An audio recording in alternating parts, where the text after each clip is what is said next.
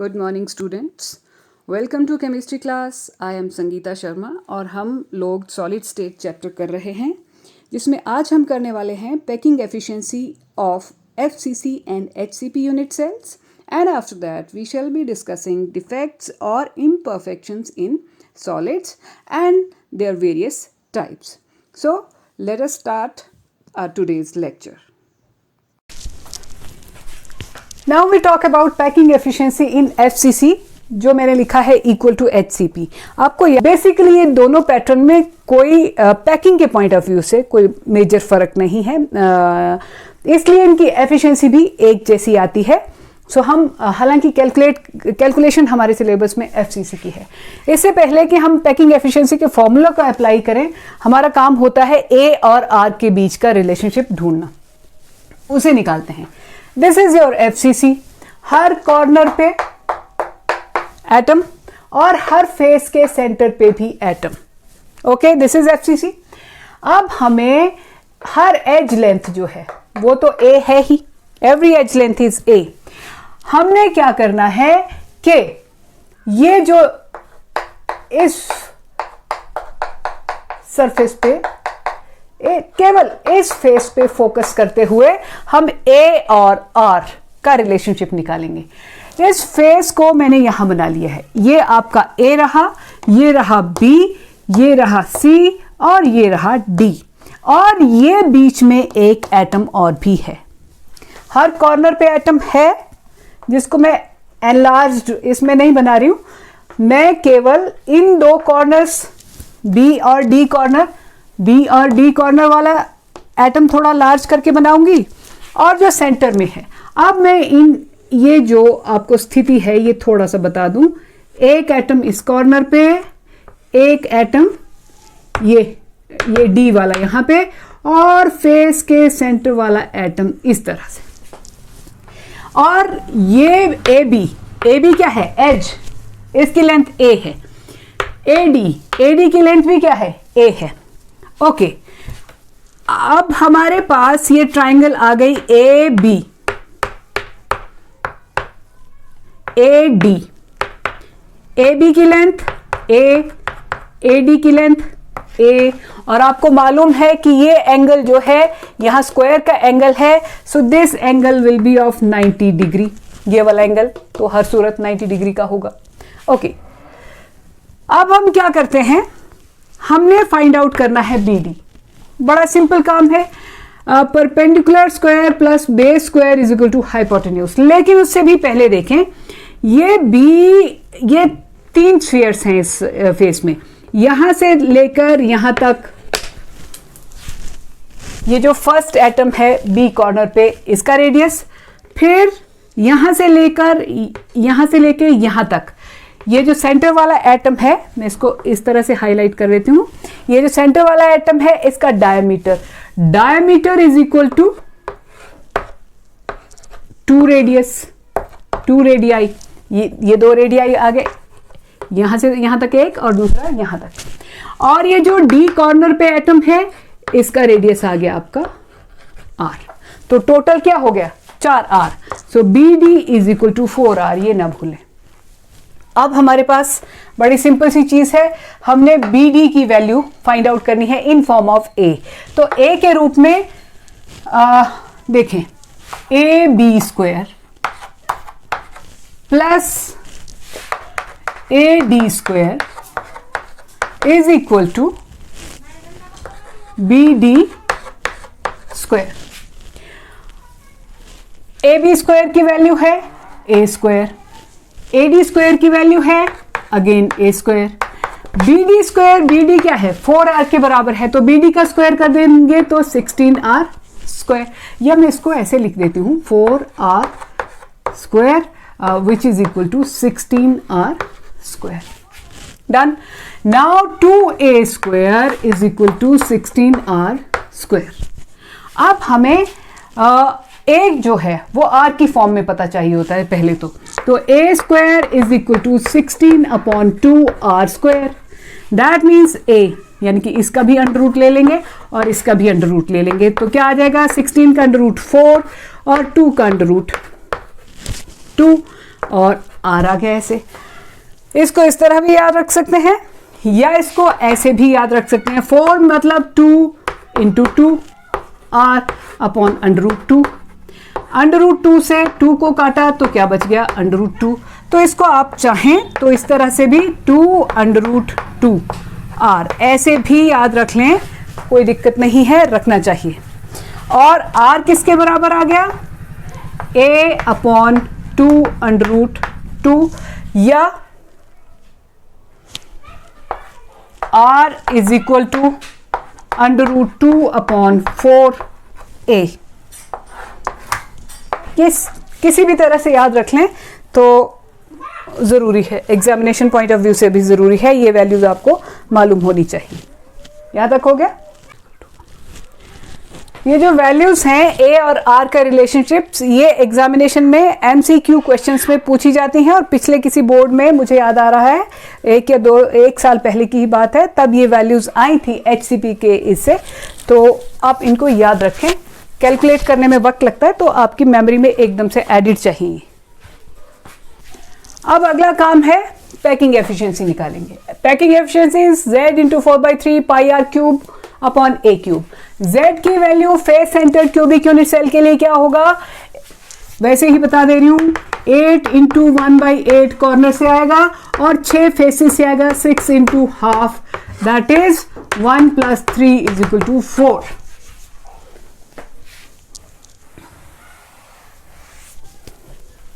So Z is 4, okay, and A is equal to 2 √2 R।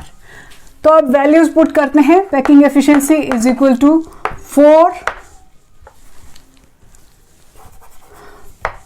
4 into 4 upon 3, pi value 3.14 और R cube into 100 और A cube की value, इसको ऐसे कर देते हैं, A क्यूब की वैल्यू आ गई 2 √2 R क्यूब। तो उसको हम ऐसे लिख लेंगे 2 √2 into 2 √2 R into 2 √2 R। Just calculation में कोई गलती ना हो इसलिए। अब 1 2 3 बार √2 को मल्टीप्लाई करेंगे हम, तो हमारे पास, चलिए ये 2 2 2, ये तो बन गया।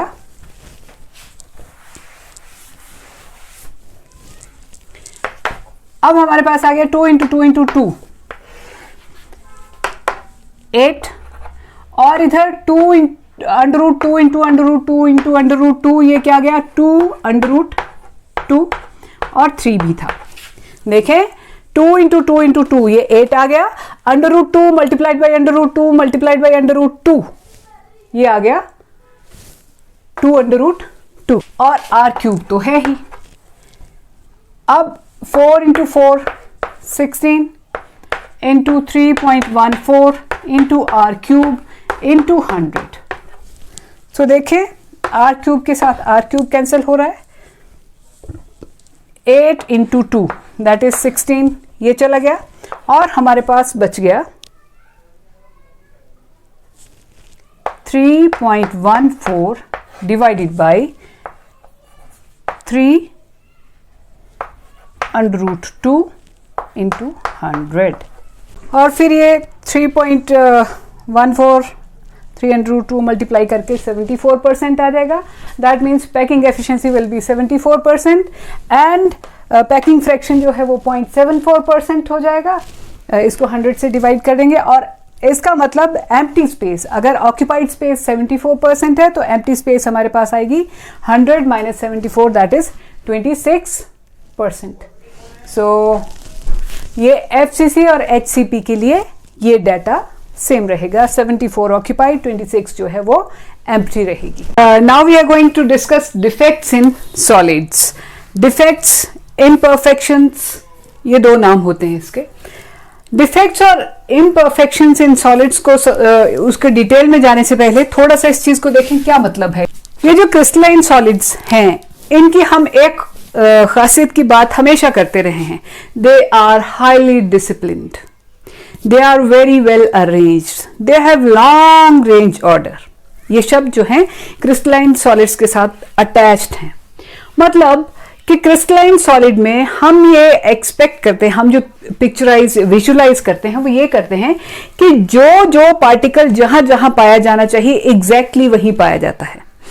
0 केल्विन पे तो ये पॉसिबल है when temperature is quite low और पार्टिकल्स की काइनेटिक एनर्जी बहुत कम होती है, तब तो ये बात सही होती होगी। लेकिन जैसे जैसे टेम्परेचर बढ़ता है पार्टिकल्स की काइनेटिक एनर्जी थोड़ी क्या टेम्परेचर के साथ बढ़ती ही है। और फिर क्या होता है, फिर ऐसा होता है जैसे मॉर्निंग असेंबली में डिसाइडेड होता है कि इस हाइट वाला बच्चा यहां खड़ा होगा, फिर उससे ज्यादा हाइट वाला पीछे पीछे पीछे, इस तरह से। और all of a sudden morning assembly में पता चले कि जिस बच्चे की, मान लीजिए किसी बच्चे ने 3rd प्लेस पे खड़े होना था, वो नहीं आया है, तो और उसकी जगह खाली रह गई ड्यू टू एनी रीजन। तो वो जो एक खाली जगह क्रिएट हो गई, या तो वो, या फिर क्या हुआ, असेंबली शुरू हो गई है और कोई बच्चा लेट आया और फिर वो ऐसे आनन फानन में कहीं भी खड़ा हो गया, अपनी जगह जहां पे उसकी थी वहां नहीं, कहीं और, तब भी वो ऑड सा लगेगा। ये या इस तरह का जब भी कोई इर्रेगुलरिटी होती है, एक एक्सपेक्टेड ऑर्डर में चीजें ना रहें बल्कि उसकी बजाय इधर उधर, यहां की बजाय वहां, वहां की बजाय वहां कहीं और पाई जाएं, तो ऐसे बिहेवियर या ऐसी घटना को हम कहेंगे कि इसमें इर्रेगुलरिटी आ गई, इसमें डिफेक्ट आ गया। ओके, ऐसा ही कुछ जब टेम्परेचर बढ़ता है और पार्टिकल्स की काइनेटिक एनर्जी बढ़ती है, तो पार्टिकल्स कई बार, अक्सर क्या होता है, जैसे ये पार्टिकल्स की अरेंजमेंट है किसी क्रिस्टल में मान लीजिए, और ये वाला particle due to any reason यहां से गायब है, या फिर एक और पॉसिबिलिटी भी है, यहां पे कोई एक्स्ट्रा पार्टिकल कहीं से आके एडजस्ट हो गया है। ऐसा कुछ भी अगर हो तो वो क्रिस्टल की जो एक्सपेक्टेड या जो प्रिसाइज अरेंजमेंट है उससे डिफरेंट है कुछ भी। तो ऐसा जब भी कुछ मिलेगा तो उसको बोलेंगे कि जो इसका आइडियल बिहेवियर है उससे ये डेविएट कर गया, तो उसको डेविएशन भी कह देंगे। डेविएट होता है वैसा बिहेव ना करना, थोड़ा डिफरेंट बिहेव करना, डेविएशन हो गई। या इसको क्या कह देंगे, डिफेक्ट कह देंगे, या इसको क्या कह देंगे, इर्रेगुलरिटी। जो रेगुलर पैटर्न चाहिए था वैसा नहीं है, कुछ उटपटांग सा हो गया, तो उसको क्या बोलेंगे, irregularity. Defect, deviation, irregularities, these are one and the same things. और इनको थर्मोडायनेमिक डिफेक्ट्स भी कहते हैं इन डिफेक्ट्स को, क्योंकि जैसे जैसे टेम्परेचर बढ़ेगा पार्टिकल्स की काइनेटिक एनर्जी बढ़ेगी और वो ऐसी गलतियां करेंगे, जहां पाया जाना है वहां नहीं पाए जाएंगे, वहां से भागे होंगे, कहीं कुछ ना कुछ गड़बड़ जरूर करेंगे, तो इनको थर्मोडायनेमिक डिफेक्ट्स भी कहते हैं। ये जो डिफेक्ट्स इन सॉलिड्स हैं ये बेसिकली दो तरह के हैं, point defects and line defects. Point defect किसको कहते हैं कि जब कोई इर्रेगुलरिटी, कोई डिफेक्ट जो है वो केवल एक एटम, किसी एक एटम तक सीमित है, एक पॉइंट तक सीमित है। एक पॉइंट पे यहां हो गया, एक पॉइंट पे किसी और जगह हो गया, एक पॉइंट पे, मतलब उसकी सीमा क्या है, एक पॉइंट। गड़बड़ होगी तो एक आधे एटम ने एक जगह पे की होगी, दूसरे एटम ने दूसरी जगह पे। लेकिन अगर क्या हो कि मॉर्निंग असेंबली में एक लाइन का एक आधा बच्चा नहीं, पूरी की पूरी लाइन ही गायब है, या एक एक्स्ट्रा लाइन ही बन गई है, तो हम क्या बोलेंगे, लाइन डिफेक्ट। अगर एक आधा बच्चा कहीं अपनी अपनी जगह से, 2-4 बच्चे टोटल इन असेंबली में एक इस जगह से, एक उस जगह से, एक उस जगह से, एक उस जगह से गायब हो जाते हैं, तो वो पॉइंट डिफेक्ट्स हुए। लेकिन इन ए रो पूरी की पूरी रो गायब है या एक रो एक्स्ट्रा ही क्रिएट हो गई है, तो उसको क्या बोलेंगे, लाइन डिफेक्ट। आपका लाइन डिफेक्ट से +2 में कोई खास वास्ता नहीं है, आपका फोकस रहना चाहिए पॉइंट डिफेक्ट्स पे। सो उसकी डेफिनेशन क्या हो, पॉइंट डिफेक्ट को कैसे डिफाइन करेंगे, when there is deviation from ideal arrangement around a point or atom in a crystal। किसी क्रिस्टल में जो आइडियल अरेंजमेंट होनी चाहिए उसकी अपेक्षा कुछ गड़बड़ है, लेकिन कहां पे, एक एटम या एक पॉइंट की जगह पे, तो उसे पॉइंट डिफेक्ट कह देंगे। और अगर लाइन डिफेक्ट को डिफाइन करना हो तो अराउंड ए पॉइंट या एटम नहीं करेंगे, अलोंग अ रो कर देंगे, अलोंग अ रो, कंप्लीट रो ही या तो गायब होगी या एक्स्ट्रा होगी या कुछ इस तरह का हो सकता है, डेविएशन या गड़बड़ या धांधली जिसको कहते हैं। ये जो पॉइंट डिफेक्ट्स हैं आगे चल के इनको देखें किस तरह के हैं। बेसिकली ये 3 तरह के हैं। One is stoichiometric, non stoichiometric and impurity defects. Stoichiometric, non stoichiometric and impurity defects. इनको मैं बताऊंगी स्टोइकियोमेट्रिक या दूसरे का क्या मतलब है। स्टोइकियोमेट्रिक डिफेक्ट 4 तरह के हैं। Vacancy defect, interstitial defect, Schottky defect, Frenkel defect. These two are so important कि हर एग्जामिनेशन में इनके नाम तो आपको जरूर दिखेंगे। ये स्टोइकियोमेट्रिक डिफेक्ट के 4 टाइप्स हो गए, vacancy defect, interstitial defect and Schottky and Frenkel. Non stoichiometric basically 2 तरह के होते हैं, metal excess and metal deficiency. लेकिन मेटल एक्सेस जो है ये आगे 2 तरह का होता है basically, metal excess due to anion vacancy, metal excess due to presence of extra cation. Impurity defect से अब हम 1 by 1 स्टोइकियोमेट्रिक या इंट्रिंसिक डिफेक्ट्स इनको कहते हैं, उनको डिस्कस करेंगे। स्टोइकियोमेट्रिक क्या होता है पहले ये समझें। स्टोइकियोमेट्रिक का मतलब है जैसे NaCl है, NaCl में सोडियम और क्लोरीन की रेशो 1:1 है, 1:1। तो अगर एक सैंपल है जिसमें 100 सोडियम थे और 100 ही क्या थे, Cl नेगेटिव थे, ओके, तो उस क्रिस्टल में रेशो 1:1 आ रही है। लेकिन अगर इस क्रिस्टल में कोई डिफेक्ट आ जाए, 2 सोडियम गायब हो गए और 2 क्लोराइड अपनी जगह से भाग गए, चले गए ड्यू टू सर्टेन रीजंस, तो क्या रहेगा ये 98:98, रेशो तो फिर भी 1:1 रह गई। मतलब डिफेक्ट है, उसके बावजूद जो ratio of cation to anion है वो सेम है as is indicated by the formula of that compound. तो ऐसे डिफेक्ट्स, इसीलिए इनका दूसरा नाम इंट्रिंसिक डिफेक्ट भी है। इंट्रिंसिक होता है विद इन, डिफेक्ट है लेकिन उसको छुपा लेते हैं क्योंकि स्टोइकियोमेट्री से उस डिफेक्ट का पता नहीं चलता। Ratio of cation and ion या रेशो ऑफ पार्टिकल्स या नंबर ऑफ पार्टिकल्स बिल्कुल वैसे आते हैं। जरूरी नहीं केटायन एंड आयन, कई जगह तो नॉन आयनिक कंपाउंड होगा तो उसमें जो एटम्स या मॉलिक्यूल्स होंगे उनका नंबर या उनकी रेशो एटम्स की आपस में बिल्कुल वैसी आएगी जैसे फॉर्मूला ने शो की है, चाहे आयनिक चाहे नॉन आयनिक कंपाउंड हो। तो ये जो अंदर मतलब छुप के गुप्त छुप तरीके से अंदर ही अंदर एक डिफेक्ट चला होता है उसको कहते हैं इंट्रिंसिक या स्टोइकियोमेट्रिक डिफेक्ट। अब स्टोइकियोमेट्रिक डिफेक्ट में सबसे पहले हम वैकेंसी डिफेक्ट करने वाले हैं, पहला है ही वो टाइप उसकी। वैकेंसी डिफेक्ट की डेफिनेशन देखें, when some of lattice sites are vacant in a crystal, it is called vacancy defect।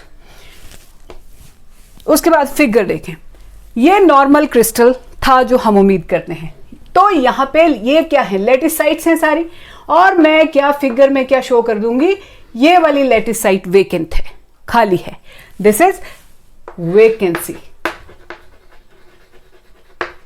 ये आपकी फिगर हो गई। डेफिनेशन के बाद फिगर ड्रॉ करना बेहद जरूरी होता है इन क्वेश्चंस में। इसमें किस तरह के सॉलिड्स होते पाए जाते हैं जिनमें वैकेंसी डिफेक्ट हो, non ionic solids. Vacancy defect आयनिक सॉलिड्स का डिफेक्ट नहीं है, it is present in non ionic solids, ये याद रखें। अब जब ये डिफेक्ट होगा तो इसका डेंसिटी पे क्या असर पड़ेगा।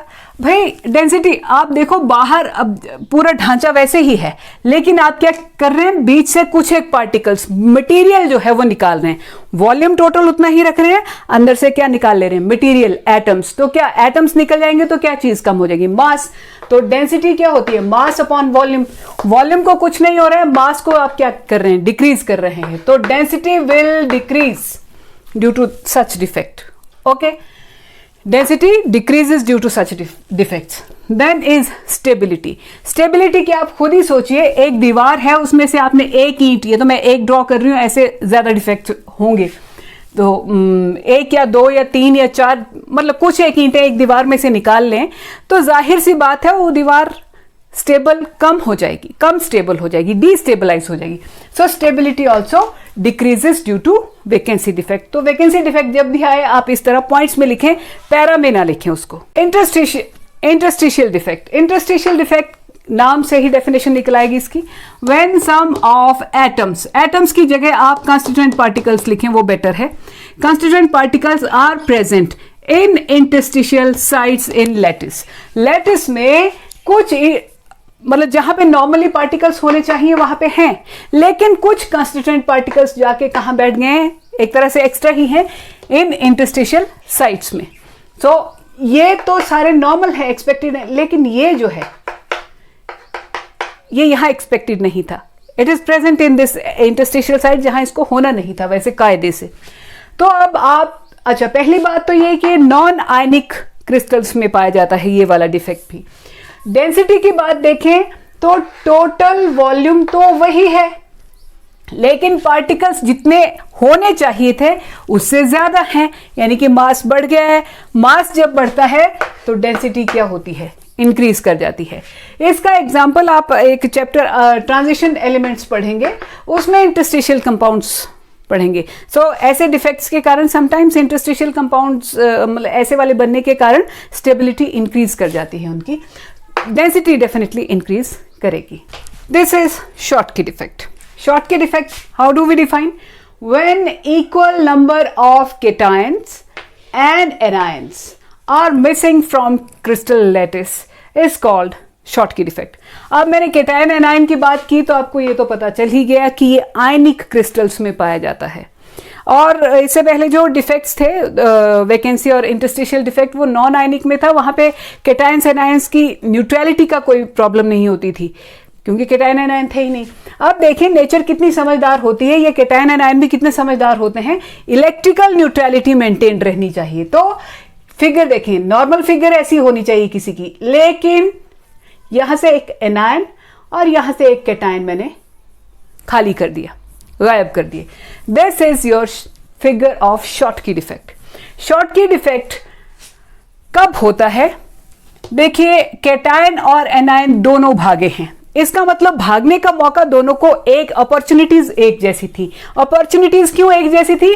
क्योंकि दोनों का साइज एक जैसा था. भागना जितना आसान एनायन के लिए था उतना ही आसान केटायन के लिए था, आसान या मुश्किल व्हाटएवर. तो इसका मतलब दूसरी कंडीशन जब ये शॉटकी डिफेक्ट पाया जाता है, ये कब पाया जाता है? When there is equal size of cation and anion. और जब इक्वल साइज ऑफ केटायन और एनायन होता है तो ऐसे क्रिस्टल में याद रखें कोऑर्डिनेशन नंबर भी हाई होता है. That also depends upon size of cation and anion. So ये तीन चीजें याद रखें, ionic, equal size of cation anion and high coordination number.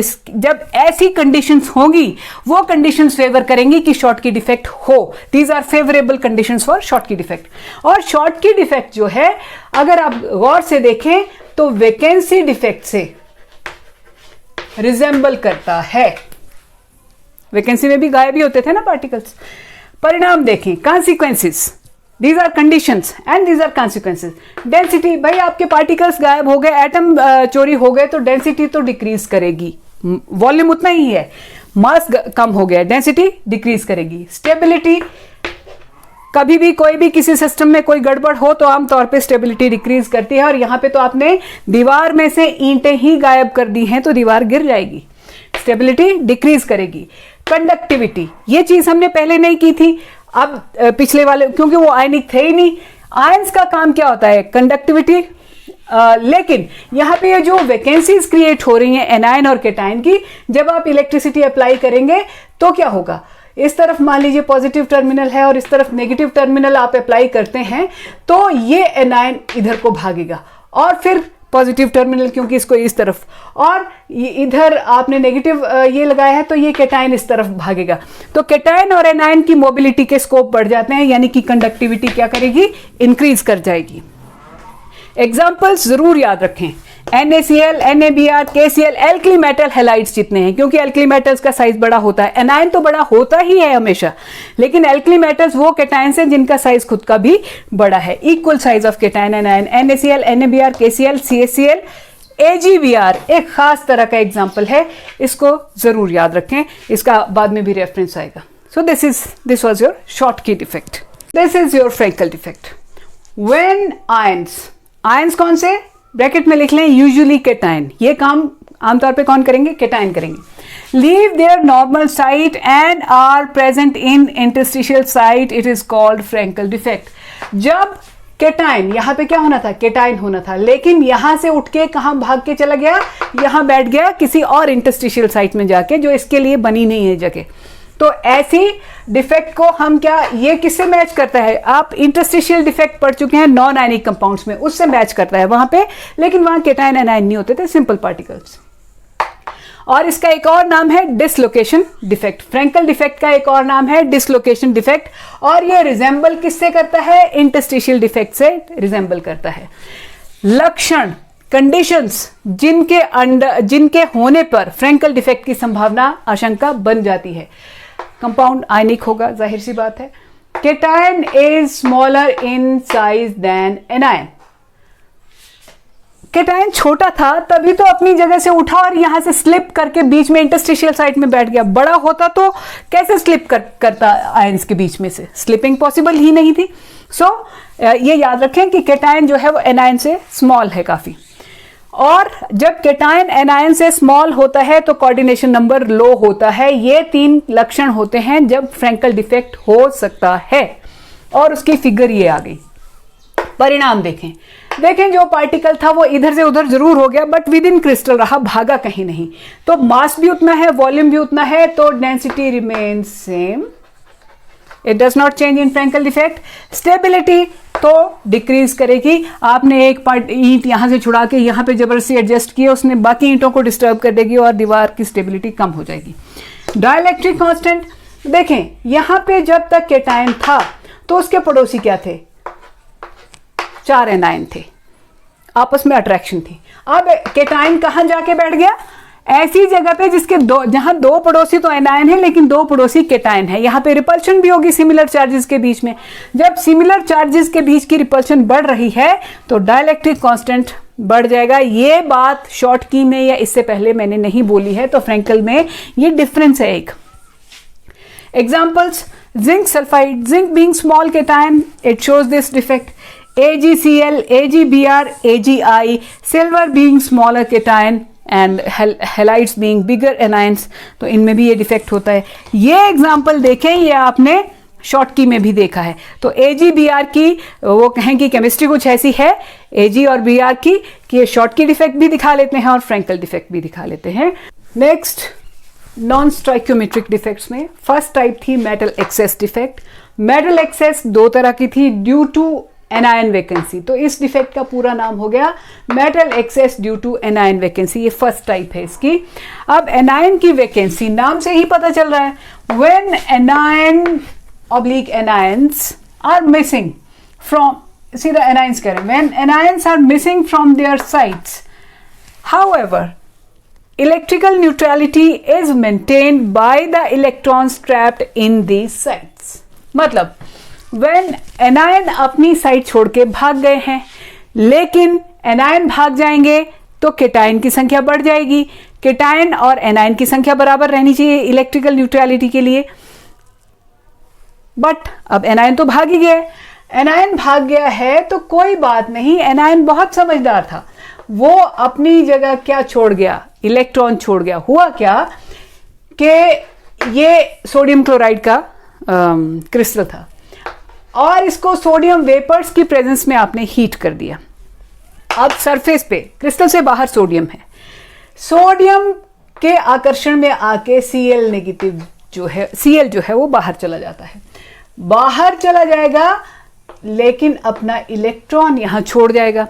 अब बाहर जाके फाइनली होगा क्या, सोडियम एक इलेक्ट्रॉन लूज कर देगा, वो Na पॉजिटिव बन लेगा, और जो ये इलेक्ट्रॉन छोड़ेगा वो Cl नेगेटिव बनना, इसका भी NaCl ही है। लेकिन क्रिस्टल से बाहर की बात है, Cl यहाँ पे क्या छोड़ गया है, इलेक्ट्रॉन। इसलिए जितने पॉजिटिव चार्जेस हैं उतने ही नेगेटिव चार्जेस भी हैं। इलेक्ट्रिकल न्यूट्रलिटी तो वेल मेंटेन्ड है, लेकिन स्टोइकियोमेट्री जो है वो मेंटेन नहीं रहेगी। स्टोइकियोमेट्री में क्या फर्क आएगा, यहाँ पे देखें आप, 4 सोडियम है तो 3 क्या आ रहे हैं, क्लोराइड्स आ रहे हैं। स्टोइकियोमेट्री जो 1:1 होती थी NaCl की, वो अब क्या आ गई Na4Cl3। तो देख लें रेशियो गड़बड़ हो जाएगी। ये नॉन स्टोइकियोमेट्रिक जो डिफेक्ट्स होते हैं उनमें ऐसा होता है। अच्छा, अब क्या हुआ, मैं ये बता रही थी कि Cl बाहर चला गया when we heat the sodium chloride in presence of sodium. Okay, यहां क्या छोड़ गया, इलेक्ट्रॉन छोड़ गया, उससे इलेक्ट्रिकल न्यूट्रलिटी तो बिल्कुल बरकरार है।